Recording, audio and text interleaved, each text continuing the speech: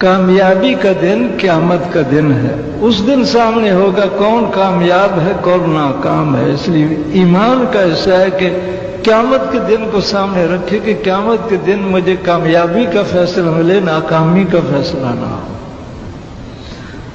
اللہ، اور اس لیے کہ وہ فیصلہ جو ہے جس کی کامیابی کا فیصلہ کروڑ برس کامیابیاں چلیں گی، اور جس کی ناکامی کا فیصلہ ہوگا تو کروڑ برس کی مصیبتوں میں رہے گا، کبھی مصیبتیں ختم نہیں ہوں گی.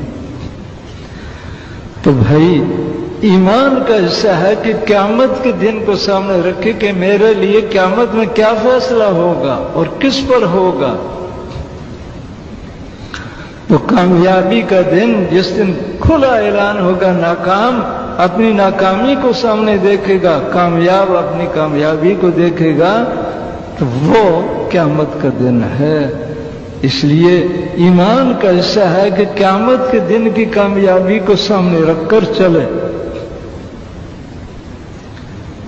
اور فرمایا ایمان کا حصہ ہے کہ اچھی برے حالات کے فیصلے اللہ کی طرف سے ہیں، اس پر یقین ہو کہ دنیا میں بھی جو حالات آتے ہیں وہ اللہ کے فیصلے کے مطابق آتے ہیں، اور طبیعت کے خلاف جو حالات